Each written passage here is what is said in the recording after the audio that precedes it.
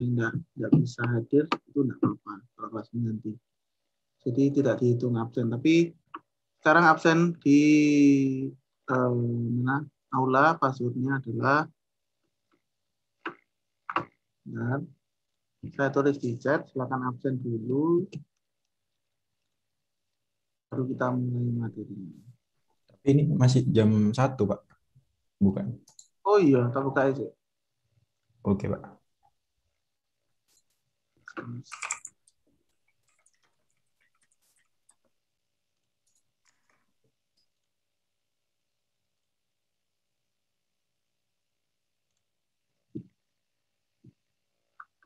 Sudah, silakan absen dulu, baru saya mulai kelasnya.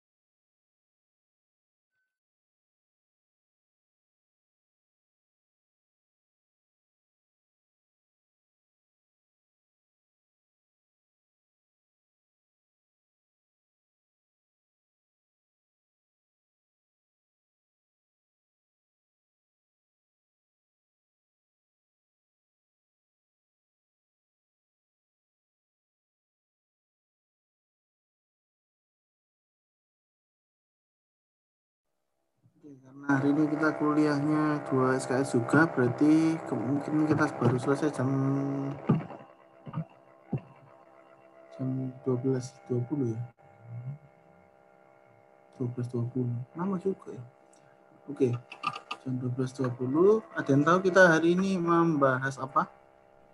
Ray, Pak. List. Ya. Oke. Hari ini kita akan membahas tentang array, atau lebih tepatnya bukan array sih. Nanti kita bahas. Oke, jadi hari ini kita akan membahas tentang Python. Nama judul babnya Python Array. Kalau di bahasa pemrograman lain seperti Java, PHP, dan kawan-kawannya lain itu memang. Tapi kalau di Python sebenarnya array yang kita bahas hari ini, tapi collections, yaitu data-data, sekumpulan data yang dikumpulkan dalam satu variabel. Jadi bukan array ya, lebih tepatnya collections. Nah, jadi konsep dasarnya sebenarnya sebuah collection ini adalah sebuah potongan memori berdekatan yang dapat diakses dengan menggunakan indeks. Potongan memori berdekatan ini maksudnya secara fisik, secara di sistem komputer, data-data atau elemen yang kita simpan itu disimpan dalam memori, blok-blok memori yang berdekatan. Tidak mesti urut, tidak mesti berhubungan satu sama lain, tapi dia dapat diakses menggunakan indeks. Nah, satu array ini dapat diilustrasikan sebagai susunan kotak dengan tujuan untuk menyimpan kumpulan nilai dalamnya. Jadi setiap elemen di dalam array ini bisa dibayangkan sebagai seperti kardus ya, yang disusun secara berurutan, dan kita bisa menyimpan apapun di dalam satu elemen tersebut. Array ini dapat disusun secara satu dimensi, cuma lurus saja, bisa juga multidimensi, seperti tabel. Kalau kita ada 2 dimensi berarti tabel, kalau kita ada 3 dimensi berarti kubus. Seterusnya, dimensi seterusnya ya tidak bisa dibayangkan ya bentuknya kalau dimensinya itu lebih dari 3 sepertinya. Itu tergantung kebutuhannya. Nah, komponen dasar array ini komponen dasar array itu adalah nilai atau value yang disimpan dalam satu elemen dan indeksnya atau identitas dari elemen tersebut. Nah, indeks sebuah array atau sebuah list ini adalah merupakan penanda atau angka yang merepresentasikan posisi keberapa komponen tersebut disimpan. Nah, kotak ini tadi nantinya akan berisi sebagai nilai-nilai tertentu. Nah, kalau misalkan tidak bisa membayangkan, saya kasih ini gambarnya. Jadi kalau ada array satu dimensi, kita bisa lihat yang nomor A, itu hanya ada satu dimensi, itu maksudnya hanya ada sumbu X ya. Sumbu X ini. Dan isinya barisnya mulai dari indeks ke 0, ya, atau baris 0. Kalau misalkan ada baris lagi, ya sudah baris lagi. Tapi kan nggak ada baris ya, karena belum ada dimensi. Jadi cuma satu baris yang berisi kolom. Dari setiap kotak ini atau setiap kardus yang bisa kalian bayangkan, di indeks 0 ini bisa menyimpan nilai lain, bisa menyimpan elemen lain. Nah, box 0 ini juga bisa menyimpan array lain, yang nantinya bisa menjadikan array tersebut dua dimensi, seperti yang di bawah ini. Karena box 0 bisa menyimpan array lagi, tapi ke bawah. Ya. Kalau mau menyimpan array lagi di setiap 0 ini, 3 dimensi, dia bisa menyimpan ke belakang. Ini, ya. Jadi 3 dimensi. Nah, setiap indeks ini bisa diisi objek apapun yang terdaftar atau dianggap sebagai objek di Python. Nah, kalau dua dimensi ya seperti ini. Bisa kita bayangkan seperti tabel ya. Yang atas ini anggap saja adalah nama kolomnya, yang bawah ini baru isinya. Jadi kalau kita bermain dengan array dua dimensi, itu ada cara yang gampang, misalnya pakai modulnya Pandas. Bisa juga kita merepresentasikan dua dimensi ini dengan list biasa. Tapi nanti kita bisa pelajari cara mengakses indeksnya seperti apa, cara mengakses elemen di dalamnya seperti apa. Lalu ada juga array tiga dimensi yang lebih kompleks lagi, yaitu arraynya disusun secara kubus. Jadi ada sumbu X, sumbu Y, dan sumbu Z, di mana ada kedalaman indeks K-nya. Jadi kalau kita punya array 3 dimensi, kita mengaksesnya 3 kali. Misalkan kita mau mengakses indeks ke 0, terus mau kolom 0 ya, baris 0, indeks 0, terus mau baris ke 2, misalkan di sini. Lalu ke kedalaman keberapa, misalnya ke 3, tapi di tengah-tengah sini.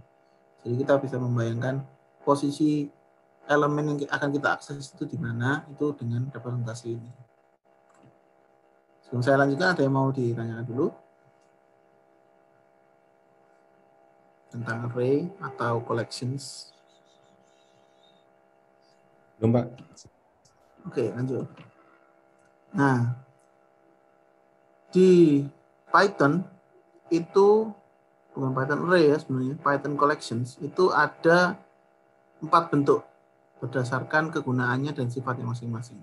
Yang paling sering digunakan itu adalah list, ya, yang bisa dianggap kalau di bahasa pemrograman lain itu sebuah array, itu yang kalau di Python namanya list. Ini sebuah kumpulan data. Ini salah tulis ya. Untuk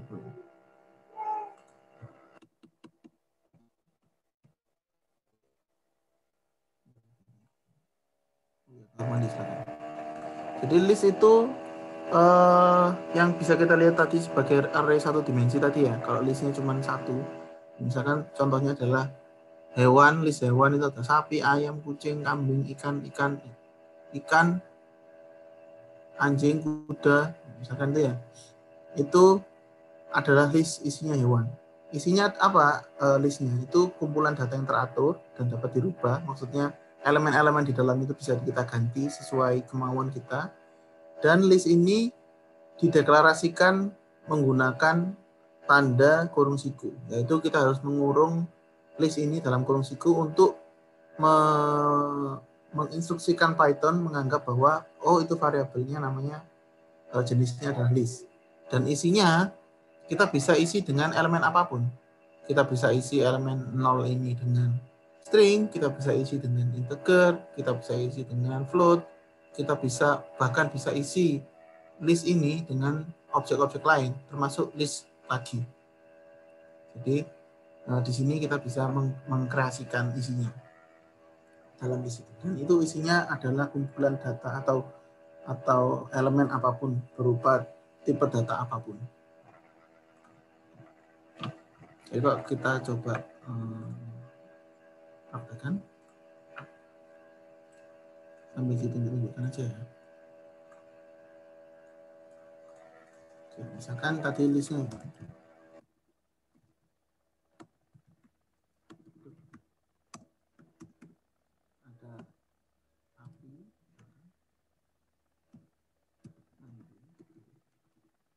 Jangan lupa ya kalau ngisi string ya harus pakai titik, tanda petik. Untuk memisahkan elemen satu dengan elemen lainnya cukup dengan koma. Ya. Bisa kita isi nomor juga, kita isi campuran, misalkan 15. Kita isi campuran lagi. Nah, berarti list ini berisi nomor, berisi integer dan berisi float dan juga berisi string. Kalau kita mau tampilkan, kita tinggal tulis duluan.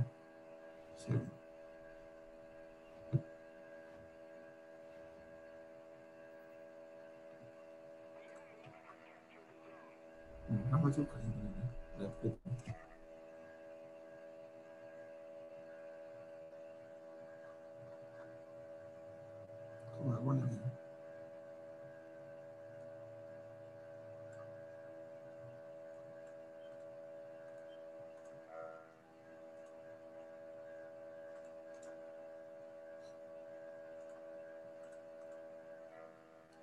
Gak bisa.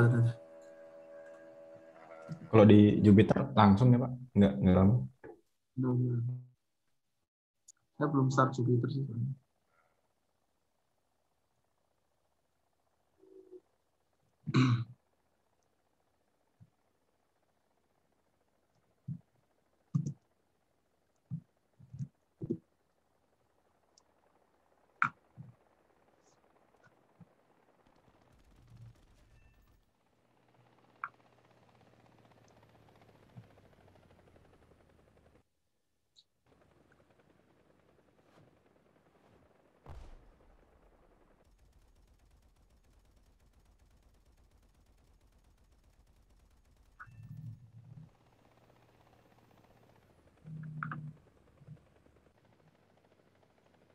Oke, di sini kita bisa coba.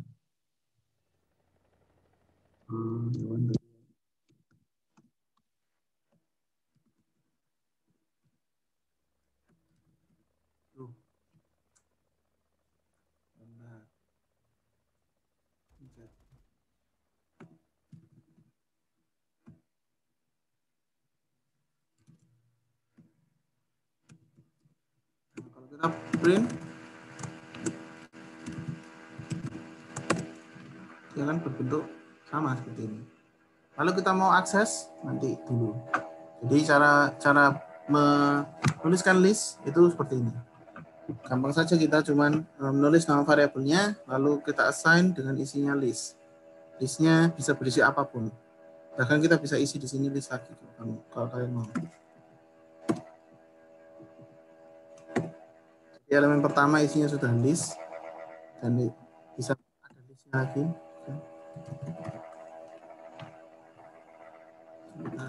Dan jadinya seperti ini. Dan indeks 0 berarti berisi list lagi. Dan ini sudah bisa dibilang sebagai list 2 dimensi meskipun masih belum belum kelihatan ya 2 dimensinya sebelah mana. Tapi ya kayak gini udah 2 dimensi. Oke. Oke, lanjut. Cara deklarasi list kita sudah paham, kayak teman-teman sudah bisa juga. Nah, untuk mengakses elemen itu kita bisa menggunakan namanya indeks. Di sini tadi belum ada gambar representasinya ya, tapi gampangannya adalah teman-teman saya kira sudah paham cara mengakses indeks itu ke nomor-nomornya itu seperti apa, dan cara mengakses slicing itu seperti apa, karena kita kemarin sudah string, dan string itu adalah list of characters, berarti kita sudah anggapannya bisa mengakses elemen atau mengakses slice dari list tersebut. Nah, ini kita bisa coba di sini. Kalau misalnya kita mau mengakses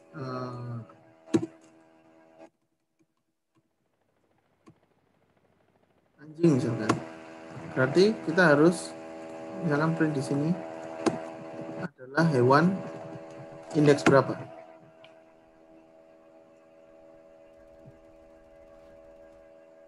Yang bisa menjawab? 0, Pak. X 0. 0. Kalau kita mau mengakses 2,5, berarti kita mau mengakses indeks berapa? 3, Pak. 3, Pak. Atau min 1 juga. Min 1 bisa, Pak. Atau kalau males ngitung, terakhir itu min 1. Indeks negatif ya. Dimulainya dari min 1, min 2, min 3, dan seterusnya. Kalau mau mengakses live, misalkan saya mau mengakses anjing sama sapi, gimana? 0 sampai 2. 1 bagi 0 sampai 0 sampai 2, Pak. Titik 2, Jadi 2. 0,22. Titik 22. Jadi 22. Nah, kita tahu elemen slice itu mulainya dari nolnya di sini ya, di sebelumnya anjing, terus di komanya ini 1, ya setelahnya sapi ini baru 2. Ya kalau mau melihat anjing dan sapi, kita mulai dari anjing di sini dan 2. Kalau mau mengakses 12 dan 2,5,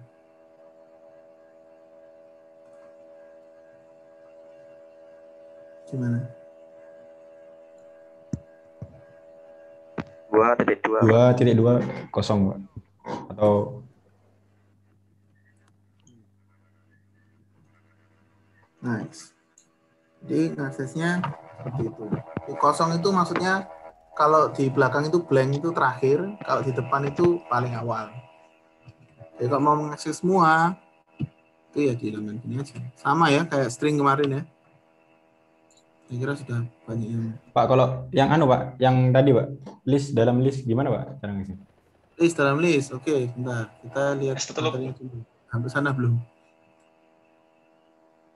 Oh ya, tuple. Oke, kita sekarang cara mengakses list 2 dimensi ya. Kayak gini kan, misalkan kita punya indeks dan kolom. Kita coba di sini.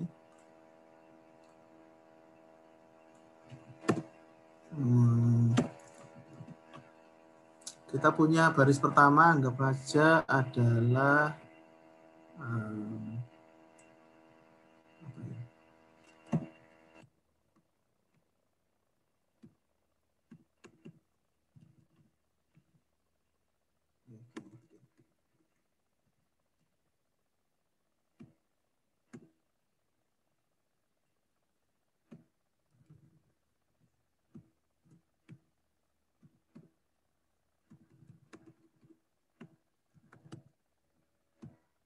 ini anggap aja sebuah list 2 dimensi yang isinya adalah nama atau seperti ini.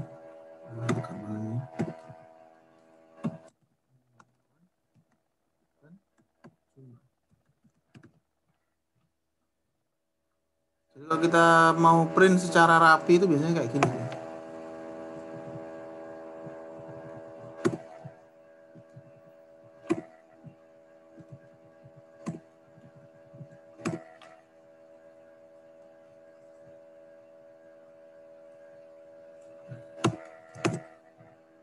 Oh, salah. Komanya ya, Pak?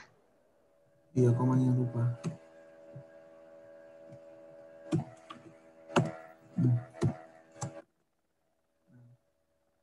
Kalau kita bisa bayangkan secara 2 dimensi, itu ya seperti ini. Dalamnya list ada, kan list besar nih ya. Setiap baris itu ada list lagi. Listnya isinya ya kolomnya. Oh, yang list pertama, indeks 0 itu isinya, atau baris 0, itu isinya adalah nama kolomnya, nama hewan dan jumlah. Baris 1 atau indeks nomor 1 ya, itu isinya adalah anjing dan jumlahnya, sapi jumlahnya, kuda dan jumlahnya. Dan ini kan kita bisa bayangkan seperti yang di sini, bahwa tiap baris tadi yang saya sebutkan satu list, tiap baris satu list. Dan kalau 2 dimensi itu ya kayak gitu tadi, baris satu list dan seterusnya. Kalau mau mengakses gimana? Itu tadi kita harus mendefinisikan baris keberapa dulu atau indeks yang mana dulu. Setelah kita mengakses indeks tersebut, kita masukkan indeks lagi. Mau melihat yang keberapa. Dari sini kita tahu bahwa kolom pertama itu adalah baris pertama itu adalah nama kolom. Berarti kan kita bisa lihat dulu print. Oh, kita mau lihat nama kolomnya apa saja. Ternyata angkanya adalah nama hewan dan jumlah. Kalau kita mau lihat, kalau mau mengakses jumlahnya saja, gimana? Tinggal kita tambahkan indeks lagi, atau min 1, atau 0 lagi. Keluarnya baru elemennya di dalam nama hewan. Artinya adalah hewan indeks keberapa dari list besar ini atau baris keberapa. Setelah itu kita indeks lagi elemen keberapa. Kalau 3 dimensi ya sudah tinggal ditambah di dalamnya dimensi yang 0 ini, tambah lagi kedalamannya. Di sini koma tambah ini lagi. Ya silahkan dibayangkan sendiri, pasti kan semakin bingung. Apalagi nanti dimensinya bisa sampai banyak, lebih dari 3. Sudah nggak bisa dibayangkan secara grafik lagi. Jadi kalau mau misalkan mengakses angka 3 gimana? 21, Pak. 21, Pak. 2, 1. 1. nah gitu. Nanti kalau kita masuk ke perulangan, kita belajar caranya menampilkan elemen-elemennya secara berurutan, tapi sekarang karena belum masuk perulangan ya bisa dicoba sendiri dulu. Jadi ini tadi pertanyaannya Mas Angga terkait kalau mengakses 2 dimensi caranya gimana? Pakai min-min juga bisa. Kan? Ada yang masih belum paham caranya indexing? Oh, kalau slicing, Pak. Bisa slicing.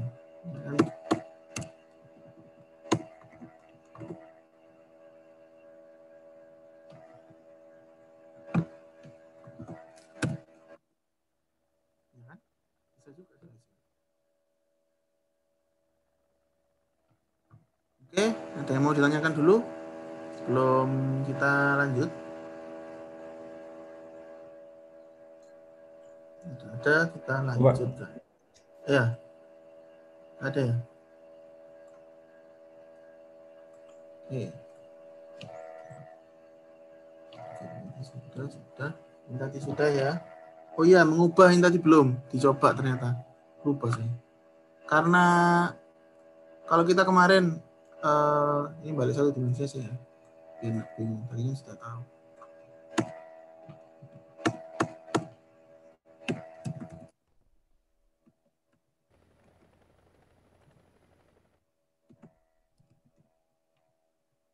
Kalau kita kemarin punya namanya misalkan string di sini. Kita mau mengubah elemen.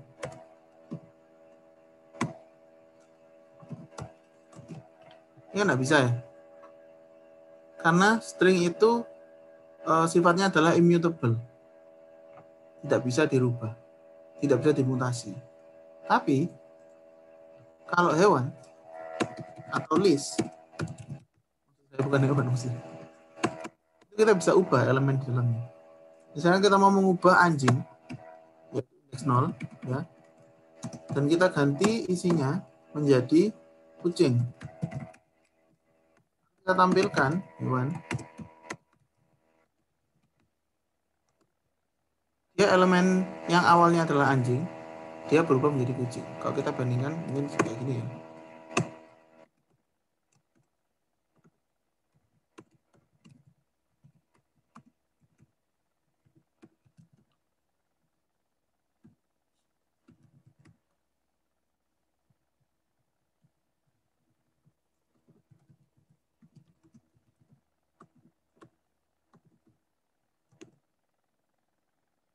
Jadi di sini bisa kita lihat perbedaannya dan cara mengubah elemen di dalam list itu mudah saja. Kita tinggal mengakses indeks dari elemen yang akan kita rubah dan kita assign atau kita masukkan isi baru dari apa itu namanya elemen tersebut atau indeks tersebut. Yang mau ditanyakan? Tadi ada tentang len juga, len ya wis lah, len panjang dari Oke, kalau nggak ada kita lanjutkan.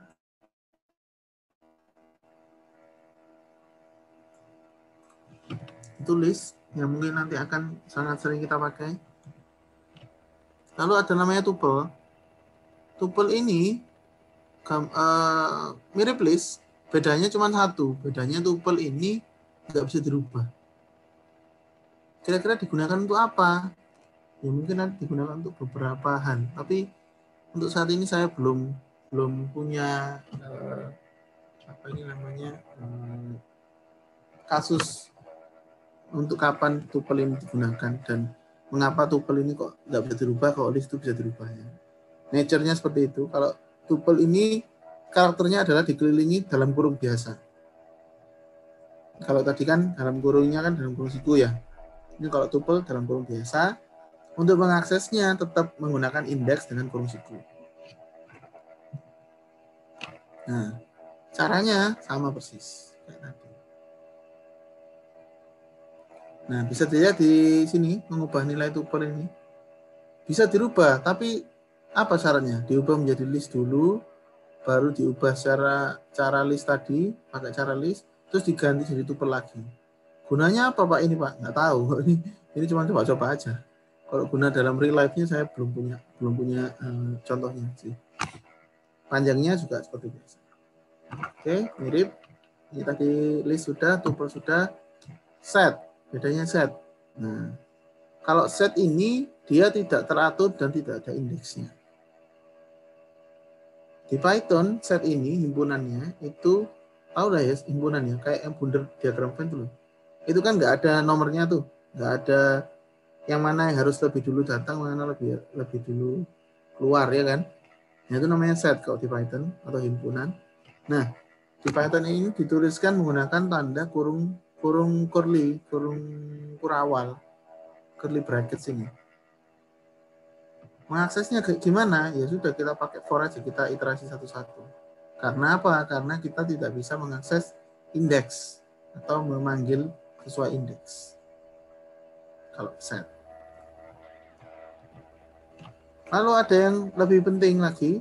Jadi biasanya memang yang kita gunakan dalam Python ini ada list dan dictionary. Dictionary ini lebih penting lagi. Kenapa? Karena dictionary ini meskipun menggunakan kurung kurawal juga, mirip seperti set, tapi dictionary ini bedanya dia memiliki key dan memiliki value. Biasanya ditulis sebagai key value pair. Dan kalau kalian perhatikan, bentuk dari dictionary ini itu mirip atau sama persis seperti JSON atau JavaScript Object Notation. Yang mana itu adalah format data yang paling sering digunakan untuk mengirim data via HTTP atau via internet. Nanti kalau kalian mau belajar tentang cara mengintegrasikan aplikasi satu sama lain lewat internet, itu pasti akan sering menggunakan dictionary atau JSON. Nah, dictionary ini juga tidak bisa diindeks seperti Python, seperti list. Tapi bisa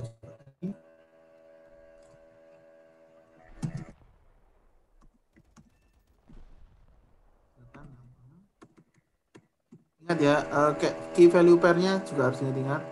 Key-nya atau sebelum tanda titik 2 itu harus string. Tapi value-nya bisa terserah selain string. Misalkan ya, ini key value, key pertama adalah Riza, misalkan namanya. Terus umur.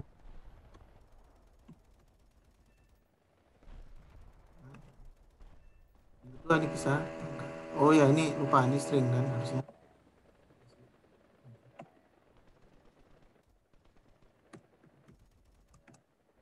String.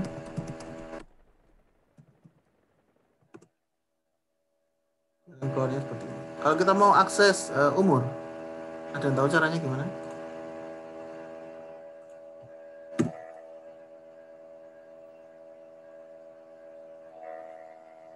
Langsung ditulis umur gitu, Pak.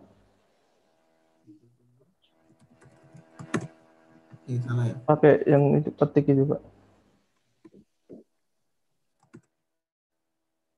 Kalau kita tulis satu, karena dia nggak punya indeks, dia nggak bisa. karena nggak ada indeksnya itu. Dia itu cuma dikasih key-nya berapa. Jadi meskipun ini itu tidak, tadi katanya tidak terurut, tidak terindeks, tapi dia mempunyai key. Yang mana key ini bisa diakses sesuai nama kolomnya. Sehingga kalau kita membuat ngirim sebuah data lewat JSON atau lewat dictionary, kita bisa memappingkan. Makanya sering disebut dictionary ini adalah mapping. Kita bisa memappingkan sebuah value ke key-key tertentu. Misalkan value-nya ada banyak, Pak, ya bisa dikombinasikan dictionary-nya dengan list.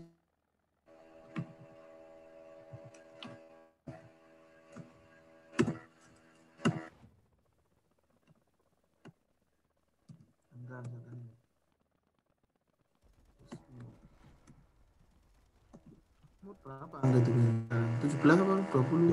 20, Pak. 20. Udah tua kamu. Ya, misalkan kayak gini. Itu kita bisa tutup.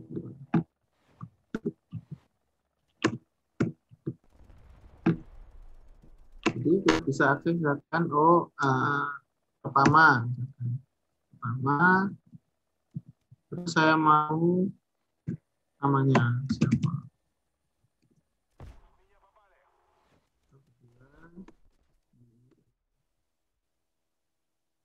Mau ditanyakan?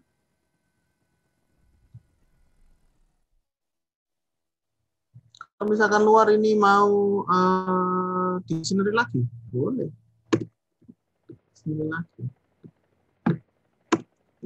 lagi. Isinya misalkan key-nya adalah tanggal lahir misalkan ya. Key-nya tetap ya string ya, karena nggak boleh angka ya.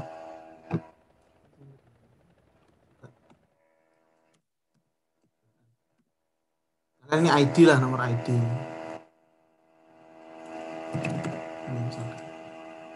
Nah, maksudnya kan gampang. Oh, saya mau tahu karyawan misalkan dengan ID 456. Siapa namanya? Saya mau tahu karyawan dengan ID 123. Siapa namanya? Jadi bisa dikreasikan isinya value dari karena key-nya harus string ya tetap ya. ID-nya harus string, key-nya. Value-nya bisa boleh dictionary, boleh list, boleh string, boleh objek yang lain, boleh dictionary lagi. Udah, terserah. Itu value-nya.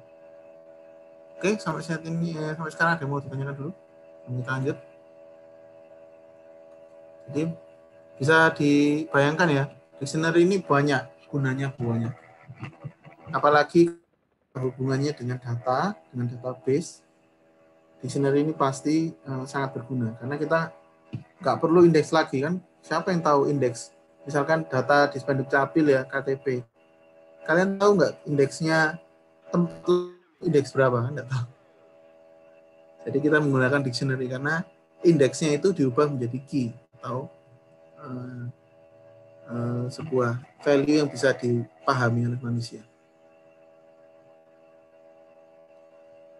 Yang mau ditanyakan dulu? Oh iya, news flash dulu. Pertemuan kali ini kita akan ada tugas yang dikumpulkan minggu depan, jadi siap-siap. Tugasnya kumpulan dari materi-materi kemarin. Kemarin kan teori kan tugas, enak. Nah sekarang ada tugas. Ya, praktikum juga udah. Oh ya Pak, saya mau tanya Pak. Ya boleh, monggo. Itu kan bilang ya Pak, anggota himpunan ini tidak boleh ada yang sama. Itu contohnya gimana Pak? Kalau yang ada yang sama Pak? Maksudnya mana? Ini ta? Iya. Iya. Oh, maksudnya adalah kata kuncinya. Jadi, jadi gini ya. Karena ini ada di sini ada nama lagi.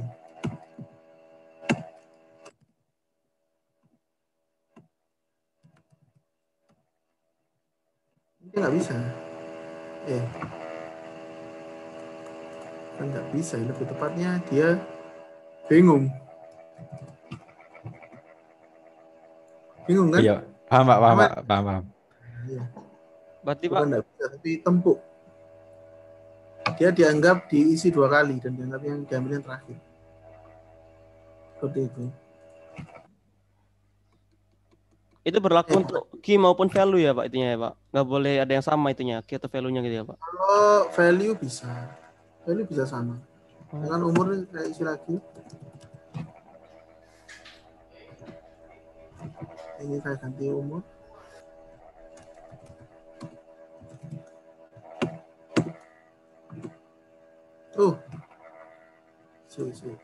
Mungkin karena yang lain angka, Pak. Jadi nggak bisa, Pak. Atau enggak ya? Enggak. Bisa. Oh iya bisa, Ding. Bisa. Jadi yang nggak boleh sama itu key-nya. Value kan sebenarnya Python kan nggak ngurus ya. Isinya apa itu terserah orangnya. Tuh. Nggak ngurus. Yang mereka perhatikan adalah kamu mau memberi nama kotak ini tuh namanya apa. Kalau misalkan tadi kita membayangkan sebuah collection itu sekumpulan kotak. Ya, kalau list tadi kotaknya itu urut dan ada angkanya. Kalau dictionary kotaknya nggak urut, aut-autan, tapi ada labelnya. Oh, kerdus ini isinya adalah makanan kaleng. Oh, kerdus ini adalah isinya adalah baju. Meskipun urutannya nanti berganti-ganti. Kalau kita lihat kerdus itu isinya baju, ya isinya baju. Tapi kan tergantung yang isi. Bisa aja kaleng kongguan isinya ternyata rengginang ya kan. Gitu. Kita tulis kaleng kongguan, wah enak ya buka rengginang. Gitu. Kan gitu. Terserah yang isi. Oke, ada yang mau tanya kan? Pak, Ya. kalau misalkan key-nya itu ada yang huruf besar terus kita cari itu huruf kecil itu nggak terdeteksi ya Pak? Ya, karena itu case sensitif. Kita coba di sini. Nggak ada, dia error. Dia bingung. Jadi kalau kita ganti. Nah, jadi itu solusinya gimana Pak? Dirubah atau gimana Pak? kalau ini gini, ini pertanyaan agak tricky. Sebenarnya ini tergantung yang ngoding, tergantung standar. Kalau teks, kita kemarin bicara tentang teks, itu mengapa kok ada lower, ada ini? Karena teks ini termasuk data yang tidak terstruktur, termasuk bukan data yang dikelompokkan. Jadi kita harus memproses teks tersebut supaya lebih mudah untuk diproses. Tapi kalau dictionary ya kalau biasanya sih itu pakai huruf kecil semua standarnya. Cuman nggak ada yang melarang pakai huruf besar. Asal nanti disampaikan ketika dokumentasi, ketika penggunaan yang harus konsisten. Seperti itu.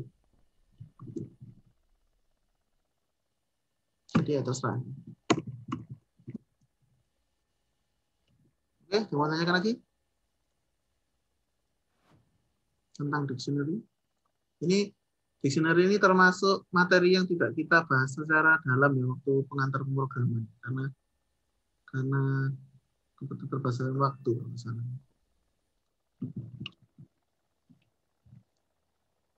Nah, ini ada dua cara. Ada caranya tadi langsung pakai untuk mengakses tadi langsung pakai apa? Kurung siku, ada pakai metode namanya metode get. Mau pakai yang manapun terserah, nggak ada yang melarang. Itu disediakan memang seperti itu.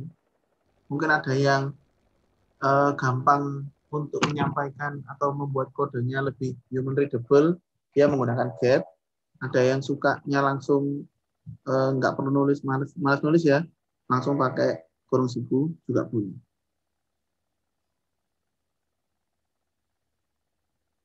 Untuk mengubah itu hampir sama dengan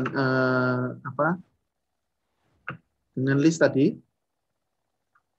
tapi kita mengubahnya itu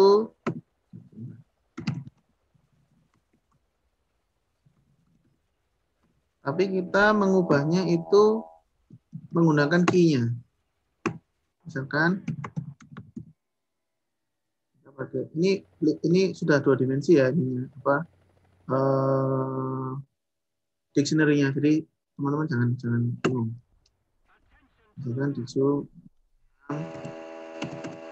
Saya mau berubah nama, jangan jadi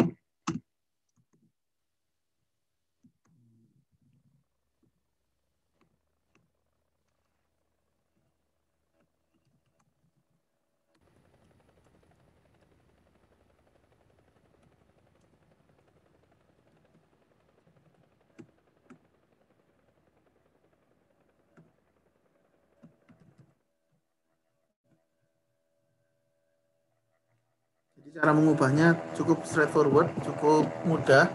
Tinggal mengakses indeks mana yang mau dirubah dan kita tinggal assign atau berikan value yang baru.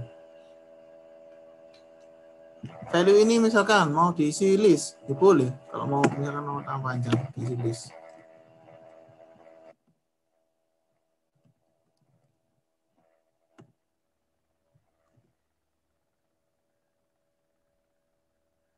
Nah, ini isinya sudah menjadi 3 dimensi ya.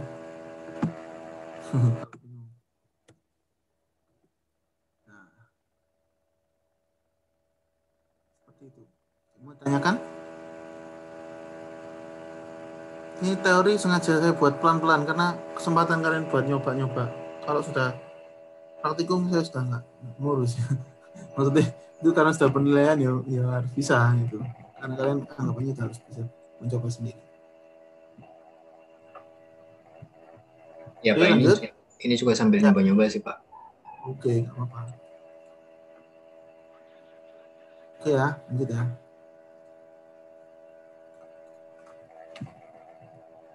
Panjang sama len. Nah, ini tadi kan dituliskan sama Bu Ika. Pada dasarnya secara terminologi array itu beda sama list. Array itu nggak punya sintaks sendiri kalau di Python. Jadi makanya saya lebih suka menyebut array di Python itu bukan array tapi collections. Karena dokumentasi officialnya menyebutkan bahwa Python itu namanya collection dan sifatnya sebenarnya sama seperti array. Dia ada yang punya indeks, ada yang nggak punya indeks, ada yang punya key dan memang Python ini lebih beragam tipe collection-nya. Oke. Atau array bisa menggunakan library tambahan, biasanya NumPy. Nah, NumPy ini punya objek sendiri namanya NumPy array.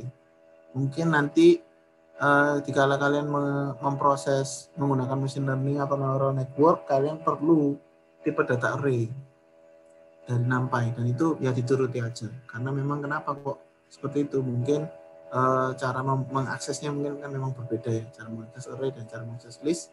Jadi itu cukup diketahui saja. Untuk aplikasi-aplikasi atau kasus-kasus yang kalian ingin pecahkan tanpa menggunakan variabel lain, biasanya menggunakan list atau menggunakan dictionary sudah cukup. Tapi itu nanti tergantung dengan apa yang kalian temui di masa depan. Jadi tidak semua library atau tidak semua objek ini nanti akan berlaku selamanya juga. Jadi kalian tetap harus mengikuti apa yang terjadi untuk objek-objek tersebut. Jadi ini ada beberapa metode untuk yang ada dalam list. Yang paling terkenal append itu menambahkan sebuah elemen pada akhir list. Clear itu menghapus listnya. Copy ya menyalin list. Tapi kalau copy ya bisa dikasih sama dengan juga bisa. Count itu menghitung kayak string kemarin ya. Kalau count ya itu menghitung berapa kali sebuah argumen itu ditemukan di elemennya. Terus extend itu menambah lebih dari satu elemen pada list. Lalu index mendapatkan indeks elemen pertama yang ditemukan. Indeks itu isinya nanti argumennya berapa. Terus nanti kayak mencari ya, terus ketemu dia itu di indeks berapa. Lalu insert itu menyisipkan elemen pada posisi tertentu. Pop menghapus elemen dan mengeluarkannya. Remove dihapus dengan nilai apapun. Lalu reverse membalik dan sort mensorting, bukan menyeleksi, mengurutkan list. Kita coba.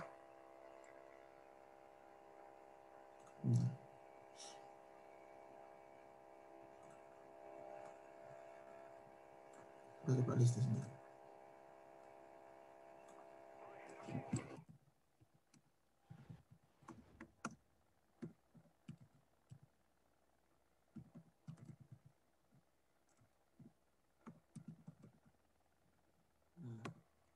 Ini kita bisa lihat daftar siswa yang ada di dalam list ini adalah angka 2C Alvin. Lalu saya mau menambah daftar siswa di sini. Misalkan saya mau menambahnya dengan input.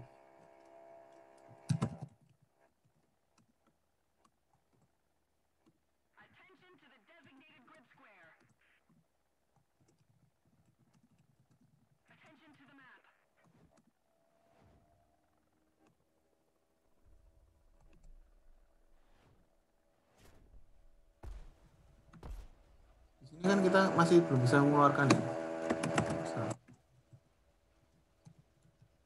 Ini kan kalian kita belum bisa memasukkan nama yang baru kalian input ke dalam list ini. Cara nambahnya gimana? Kita pakai fungsi yang append tadi. Nah,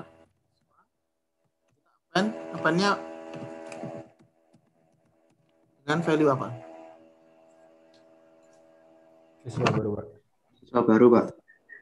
Baru karena kita memasukkan input ke dalam variabel siswa baru.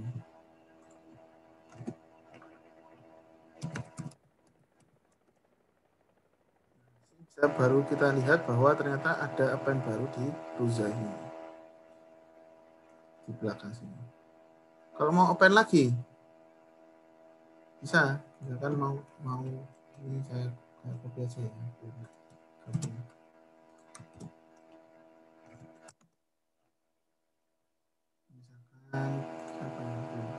Adam. Terus kita lihat.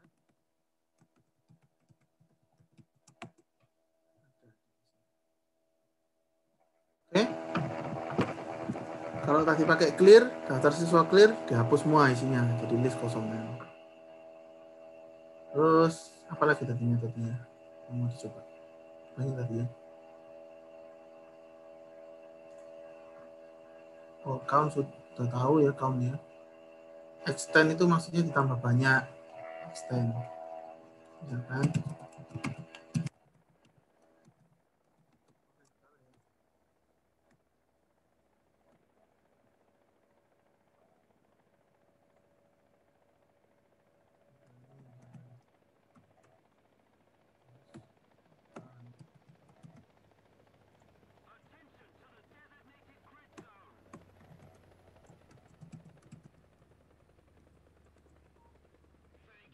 Langsung nambahnya lebih dari satu, dan isinya list juga digabungkan jadi satu di sini. Kalau ini Pak, menghapus Pak. Hapus nanti pakai apa? Remove apa?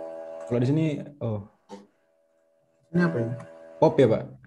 Remove sama pop beda. Pop sama remove beda. Ini saya coba lihat bedanya. Misalkan menghapus remove ya.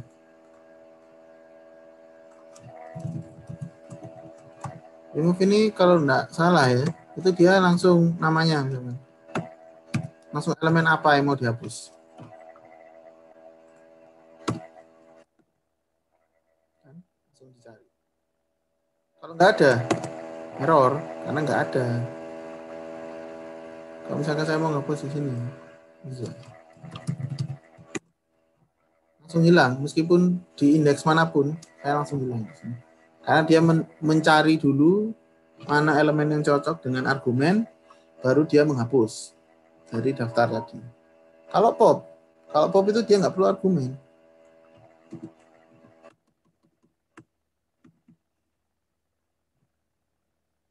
Kira-kira kalau pop, satu lagi. Kalau pop itu dia sebenarnya ada return-nya, jadi kita bisa simpan di sini.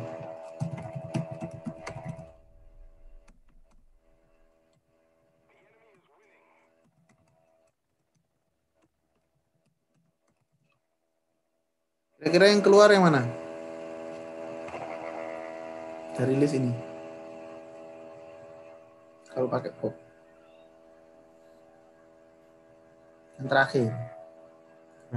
Jadi dia terakhir dikeluarkan, dihapus dari list utama, dan dimasukkan ke siswa keluarnya. Disimpan. Kalau nggak disimpan, itu hilang. Dihapus toh. Tapi dia ada return-nya. Nah, kalau kita mengakses daftar siswanya aja. Yang 4 tuh. Kalau misalkan kita nggak menyimpan ini,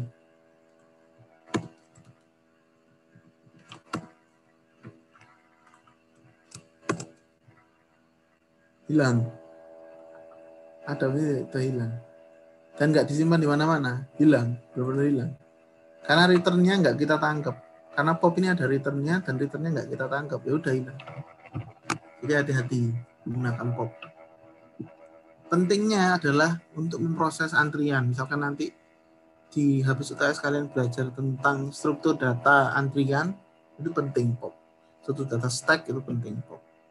Yang paling penting adalah disimpan supaya enggak hilang. Karena kalau hilang ya sudah. Apa tadi yang kita pop? Nggak tahu. Saya nggak menampilkan. Gitu. Jadi udah tahu bedanya pop sama remove? Kalau sort itu mengurutkan berdasarkan value-nya. Siapa mau tanya tadi?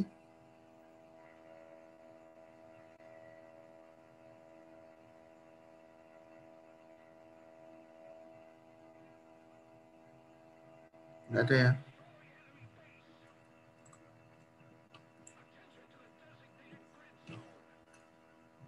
Oke, kita sekarang bahas array satu dimensi. Nah, di sini array satu dimensinya kita menggunakan library NumPy. Karena array ya, bukan membahas tentang collection lagi. Yaitu array linear, bahwa variabel memiliki lebih dari satu nilai, susun secara linear satu dimensi sama. Bagaimana namanya, merupakan himpunan 0 dimensi atau 1 kali 1 yang tersusun secara vertikal atau horizontal. Jadi kita di sini akan mencoba menggunakan library NumPy. NumPy ini banyak gunanya selain untuk array, karena dia berisi fungsi-fungsi yang lebih banyak lagi dibandingkan mat ya yang kita pakai kemarin. Dan NumPy ini lebih sering digunakan untuk penghitungan matriks. Cara manggilnya gimana? Cara manggilnya sama. Kita pakai import kalau sudah install. Lalu kita tinggal tulis NumPy array isinya berapa. Kita coba.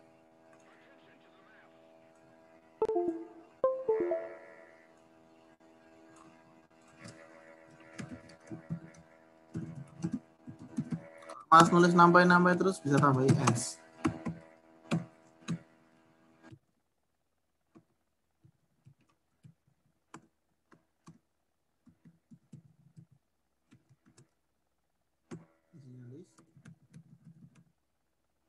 Lalu kalau kita print,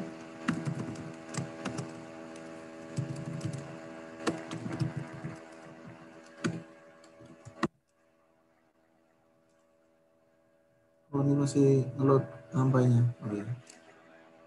Baru jadi array baru. Apa Pak bedanya ini sama list? Kira-kira kalau dilihat dari outputnya gini, yang beda apa ini? Tidak ada komanya, Pak. Nah, nggak ada komanya. Ada komanya. Kalau pengen tahu bedanya lebih jelas lagi, ya tinggal di type.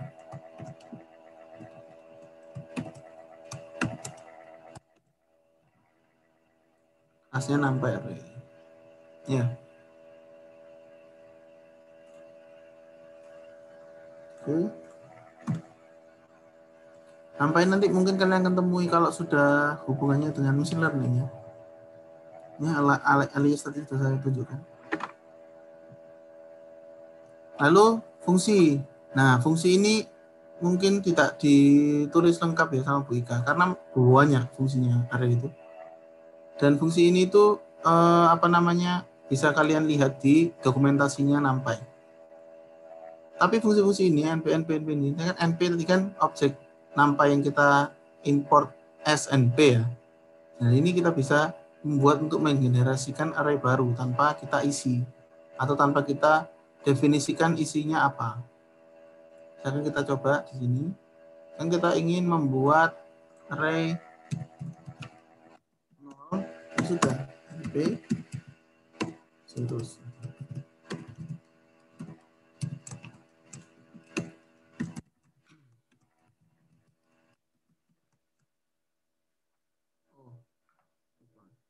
Shape-nya. Shape itu jumlahnya berapa? Ya, jumlahnya adalah 90. Oke.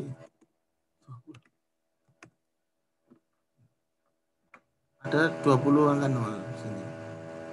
Titiknya itu apa? Titiknya itu float karena dia namanya float ya. Defaultnya. Atau misalkan one satu. Kalau saya nggak salah, jumlah ini bisa menentukan dimensi. Misalkan mau 20 kali 20. Oh, nggak bisa. Bukan dimensi, cuma shape-nya cuma satu.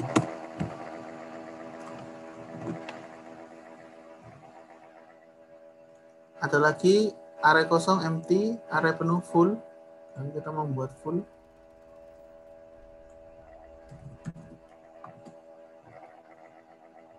Oh, fill value itu maksudnya diisi berapa? Diisi berapa?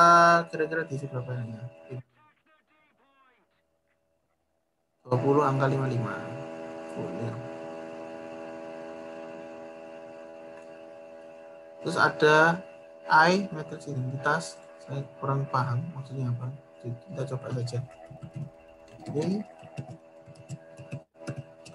Coba dicari sendiri.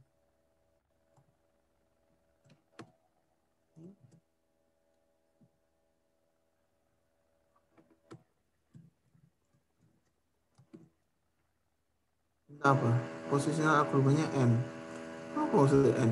Coba aja 5 misalnya. Oh, 5-nya seperti ini, satunya di sini. Seperti apa ya? Mungkin simetris ini. 5 kali 5 gitu. Ya. Identitasnya di sini. Ini bukannya matriks ya Pak, malah bentuknya kayak matriks apa gitu. Ya, bentuknya kayak matriks memang. Ya, matriks kan array 2 dimensi. Kalau matriks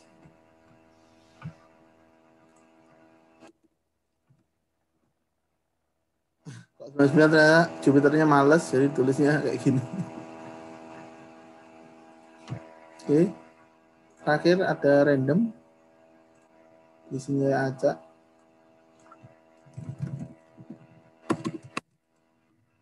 Ada shape-nya biasanya. Bentar kok. Not callable ya. Maksudnya apa?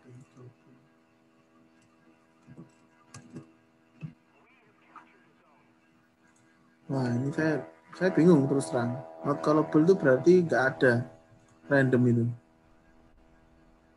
Coba saya cari dulu.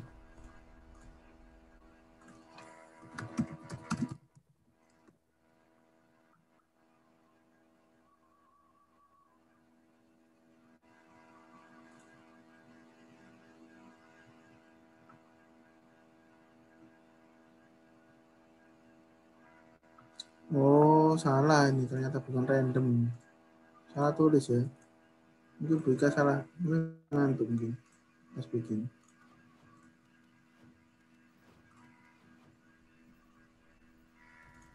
Adanya itu run in atau RAND kalau itu adalah float ya.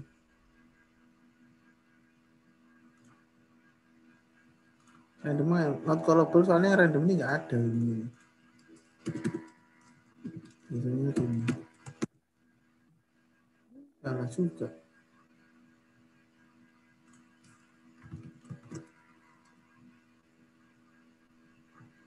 Saya tadi salah nonton di sini. Ini random ini. Simple random. Oh. Ya, mohon maaf saya juga nggak mengikuti perkembangan sampai. Jadi kayaknya randomnya ganti. Atau janjian gini Pak, NP titik random titik run gitu. Oh mungkin ya? Iya. Coba dicoba. Yang baru gitu Pak. Oh yang baru gitu toh? NP random run. Oh iya benar. Terima kasih. Ternyata random ini ran-nya ini dimasukkan ke random sekarang, dimasukkan ke modul random. Jadi ngaksesnya harus 2 kali. Kalau ran in itu keluarnya integer, kalau ran to itu keluarnya float. Oh maaf ini keluarnya malah sama ini shape-nya. Ya, kalau rento itu keluarnya jumlah random semua, nggak ada, randomnya cuma 0 sampai 1. Mau dibulatkan bisa, tinggal dikali, nah, kali 10. Di sini di depan, ya gitu aja.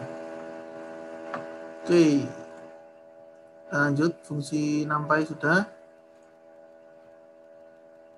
Terus mengakses parameternya. Nah, ini ada ndim tuh jumlah dimensinya array-nya tadi. Terus shape itu ya berapa koma berapa. Kalau array-nya itu misalkan shape-nya banyak, bisa jadi 3 dimensi juga. Lalu size itu total elemennya berapa pada array. Bedanya dengan len ya. Kalau atributnya itu NumPy. Karena kita kalau pakai len, setahu saya nggak bisa. Misalkan tadi kan sudah array null isinya 1, 2, 3, 4, 5 ya. Kita misalkan print, kalau nggak salah nggak bisa. Bisa juga. Boleh pakai ini, boleh pakai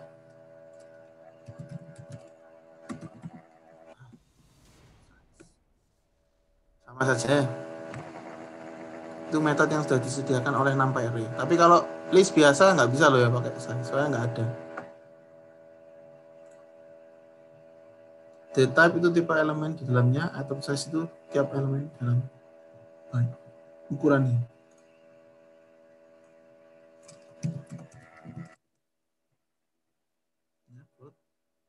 Kalau ini kita isi dalamnya tadi bukan float ya, berarti bisa jadi bukan float.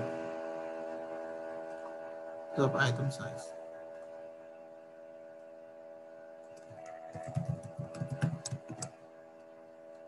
Jadi tiap elemen itu byte-nya berapa? Kalau bisa dihitung byte-nya itu 8, kenapa? Coba dihitung ini. 1, 2, 3, 4, 5, 6, 7, 8. Dari 0. 8 byte ukurannya. Gak perlu dihafalkan metode-metodenya. Ya cuman cukup tahu aja. Kalau lupa ya tinggal Google. Karena udah nggak zaman yang menghafal. Nah, ini tadi untuk mengakses elemen array itu sama persis sama list, cuman kita mengambil indeksnya saja. Jadi nggak perlu dipraktekkan. Slicing juga sama. Ada start and sama stride atau stepnya. Kalau kemarin ada yang mengubah string kebalikan berarti min 1 ya, ini yang bersama. Kalau 2 berarti lompatnya 2, 3 lompatnya 3. Saya kira kalau slicing sama indeks sudah nggak dibingung ya. Ini sama. Bisa dicoba sendiri, bisa dilihat keluarnya apa. Nah, sekarang kita masuk ke array dimensi. Nanti sebenarnya juga udah dibahas array dimensi. Karena Mas Angga tadi yang tanya. Itu himpunan nilai yang elemennya terdiri dari satu array, lebih dari satu array. Atau ada gampangannya kalau saya bilang itu ada kolom sama ada baris. Ada sumbu X, ada sumbu Y. Dan digunakan untuk merepresentasikan matriks atau tensor order 2. Kenapa disebut tensor? Tensor itu biasanya disebut untuk matriks yang ukurannya lebih dari 3 dimensi biasanya. Nah, lalu merupakan contoh bagaimana membangun array yang terdiri dari 2 buah array 1 dimensi dengan nilai 1, 2, 3, 4, 5, 6. Tadi sudah saya berikan contoh.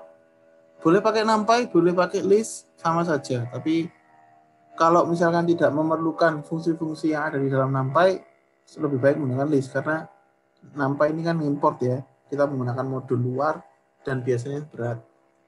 Jadi kalau misalkan tidak perlu, ya tidak usah. Jangan kalau NumPy, printnya jadi kelihatan lebih bagus. Ya nggak dibandingkan list. Kita coba dulu. Kalau list tadi kan lurus ya. Misalkan kita buat list gini.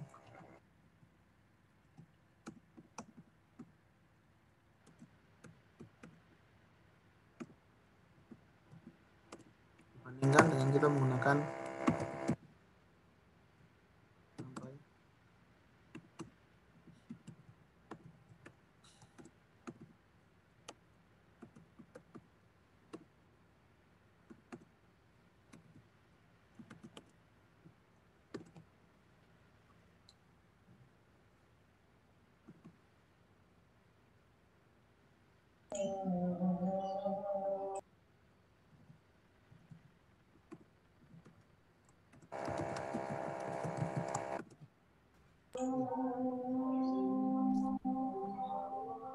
Oh, kurang. Nah, kalau kita lihat, kalau kita pakai list 2 dimensi biasa, dia akan ngeprintnya ke kanan terus ya. Jadi mungkin bosen atau nggak kelihatan kalau itu matrix. Tapi kalau kita pakai NumPy array, bisa terlihat kalau ternyata itu, oh matrix ya ternyata. Meskipun 2 dimensi juga. 2 dimensi juga nggak apa-apa. Tambahin baris. Bisa kelihatan kan? Kalau kita tambahin di sini, dia cuma ke kanan. Jadi itu kalau mau melihat matrix dalam bentuk matrix ya pakai NumPy boleh. Mungkin lebih mudah visualisasinya, itu bisa pakai NumPy. Kalau pakai list biasa kita cuma bisa bayangin ya, oh ini ada baris ada di baris pertama, baris kedua, baris ketiga gitu kan. Kalau pakai NumPy array kita bisa membayangkannya langsung kelihatan. Oh. Dan kalau nggak salah NumPy itu nggak bisa diisi string. Saya juga kurang tahu. Ya,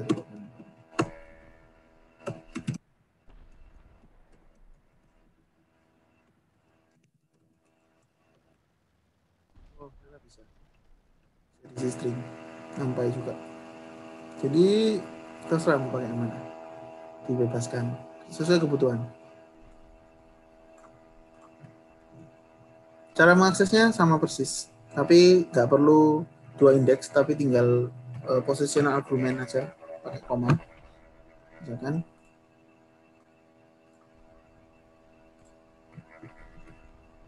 Saya mau mengakses misalkan angka 2, berarti itu koma.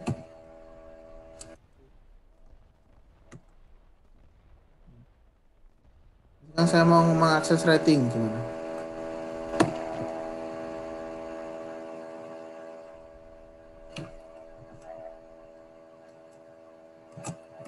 Nol, koma 2, Pak. 0,2 Pak. 2. Kalau pakai indeks biasa bisa nggak ya?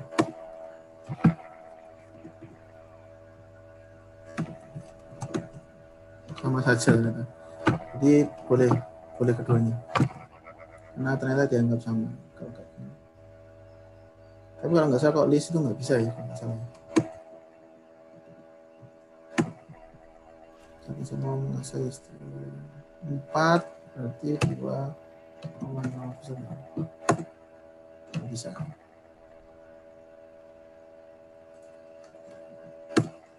Jadi itulah bedanya. Beberapa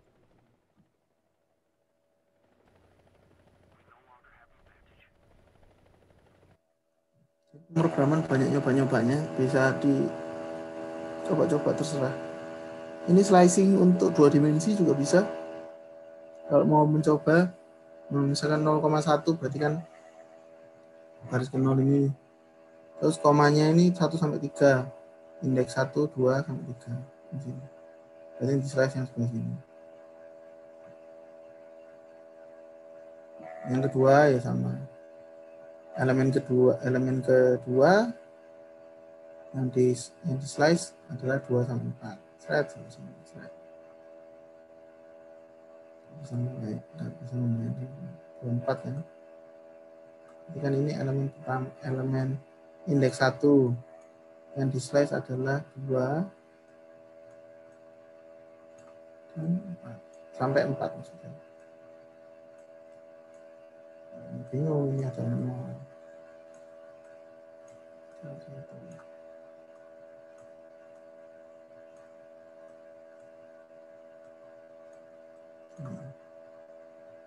Misalkan bingung lagi itu pakai gambar Toblerone itu yang pernah saya kasih di beberapa modul itu pakai Toblerone untuk slicing untuk membayangkan. Oke, lanjut. Sudah habis ternyata.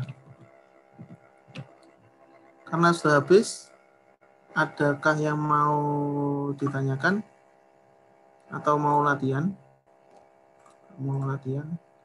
Sebenarnya kalau list itu latihannya kebanyakan berhubungan dengan perulangan. Jadi kalau list biasa itu ya paling ya, atau array biasa itu paling ya cuman cara slicing, cara menulis apa-apa. Jadi kayaknya latihannya nggak ada sih kalau tanpa melibatkan perulangan. Jadi next time aja mungkin latihannya. Kalau sekarang silakan misalkan mau ada yang mau ditanyakan.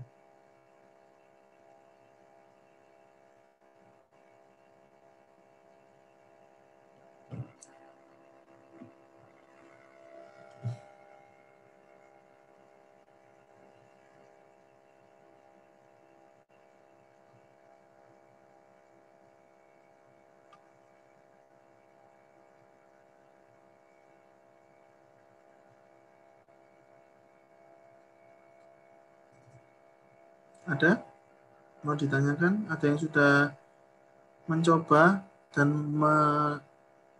menemui kebingungan? Boleh kita bahas bersama.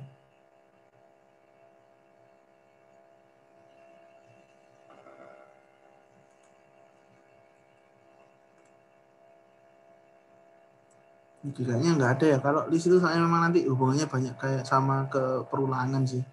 Jadi kalau perulangan nanti mungkin bisa lebih menghargai apa gunanya list, keberadaan list. Karena kok saya juga merasakan kalau belajar list tanpa pengulangan itu biasanya ya ngapain list, gak penting amat gitu kan. Tapi kalau nanti kita sudah ketemu dengan perulangan itu baru tahu oh ternyata list itu pentingnya di situ gitu. Oke kalau gitu saya akhiri saja.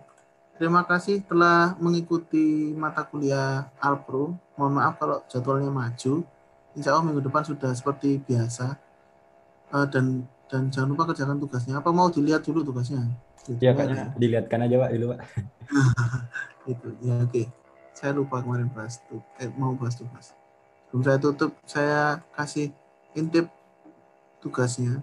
Bisa dilihat masing-masing juga sih sebenarnya di aula. Saya masukkan aula. Oh, baru jam 1 keluarnya. Sudah saya kasih intip-intipan dulu. Bentar ya.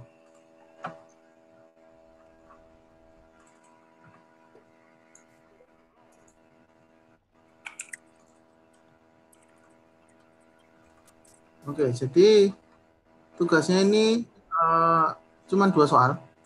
Cuma 2 soal, sedikit kan. Cuma 2 soal yang isinya itu menggabungkan materi dari numerik, string, list sampai sekarang lah ya. Numerik, string, list, dictionary. Yang hanya ada 2 soal. Soal pertama itu membuat kalkulator rumah untuk menghitung kira-kira berapa lama kita nanti bisa mempunyai rumah sendiri dengan gaji yang segitu-segitu aja. dan dengan perhitungan inflasi yang ada juga nanti di sini bisa kalian baca sendiri. Lalu penghitung umur dari nomor KTP dan nanti ada kode unik, yang kode uniknya nanti kalian bisa baca-baca sendiri untuk dienkripsi menggunakan metode Caesar cipher. Gampang lah. Itu nanti cuman permainan string dan permainan list dan permainan dictionary, kalkulator permainan angka-angka numerik, dan dikumpulkan tugasnya dalam bentuk IPYNB atau Jupyter Notebook, bukan pakai PyCharm. PyCharm boleh kalian pakai ketika mendevelop ya untuk debugging, tapi yang dikumpulkan untuk tugas ini adalah formatnya Jupyter Notebook karena perlu penjelasan. Jadi nanti setiap blok code atau setiap blok program yang kalian buat itu harus ada penjelasannya. Kalau nggak ada penjelasannya ya nilainya separuh gitu aja. Jadi kenapa kok saya minta penjelasan? Karena sebenarnya soal nomor 1 sama soal nomor 2 itu kalau kalian nyari codingannya ya itu sudah ada semua di Google. Tapi saya nggak melarang kalian untuk ngopi paste, itu sangat-sangat boleh. Cuman kalau kalian tidak ngerti itu yang baru yang saya nggak suka. Karena kalau kalian cuma kopas-kopas tanpa kalian mengerti baru nggak ada gunanya kita kuliah. Kita Google aja, kuliah buat program bondo Google bisa. Makanya harus ada penjelasannya. Kenapa kok harus dilakukan itu? Kenapa harus dilakukan ini? Setiap baris harus ada penjelasannya. Oke, ada yang mau ditanyakan dulu? Ini tugas mandiri ya Pak? Mandiri. Oh iya. mandi sendiri. Nggak berkelompok. Kalau ngerjakannya mau berkelompok sambil berdiskusi, saya nggak ngelarang. Misalkan mau tanya temannya, mau lihat punyanya temannya, nggak apa-apa. Asal penjelasannya tadi kelihatan kan, kalau penjelasan itu kalau nyontek sama penjelasan itu dari orangnya sendiri itu bisa dianalisis kemiripannya. Jadi di situ nanti yang menjadi tolak ukur apakah dia benar-benar kopas 100% ataukah dia mencoba menjelaskan kodenya sendiri. Seperti itu. Ada lagi yang mau ditanyakan? Tentang tugasnya. Nah, jangan lupa tugasnya itu kalau mau misalkan bingung ya kok tugasnya sulit satu soal itu ya karena itu memang suatu problem yang cukup kompleks. Jadi kalian bisa mempraktekkan cara-cara di pengantar pemrograman itu bagaimana memecah masalah menjadi masalah kecil-kecil, menjadi fungsi-fungsi, lalu kalian gabungkan menjadi satu, menjadi sebuah program yang bagus gitu. Jadi memang dilihat juga konsep-konsep dekomposisinya bisa apa enggak, cara mengambil inputnya benar atau enggak, serius atau enggak ngerjakan tugasnya, itu bisa kita nilai dari codingannya.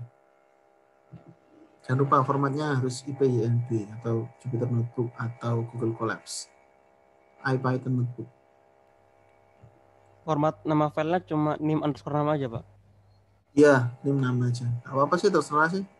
Karena itu nanti saya downloadnya dari Aula, udah ada namanya masing-masing kok.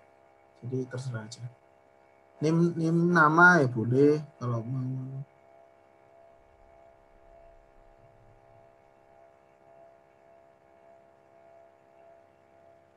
Ada yang mau ditanyakan lagi?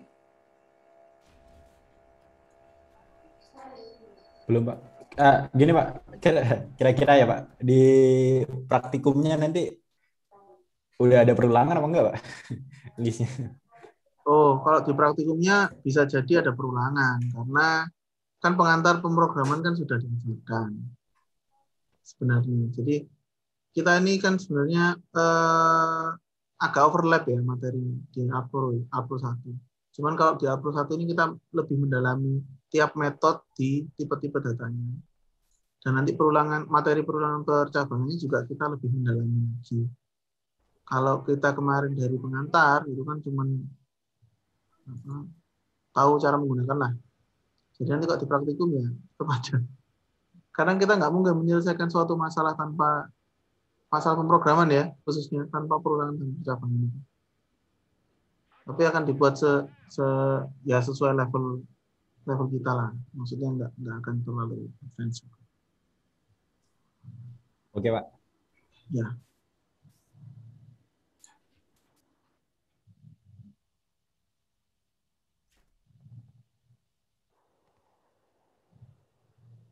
Oke, ada lagi?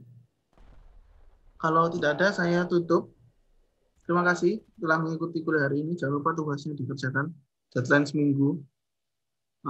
Kita ketemu lagi waktu praktikum di jam masing-masing. Yang ikut A2 diganti ya, jamnya A2. Yang ikut A2 diganti. Oh ya, gara-gara ada kuliah green.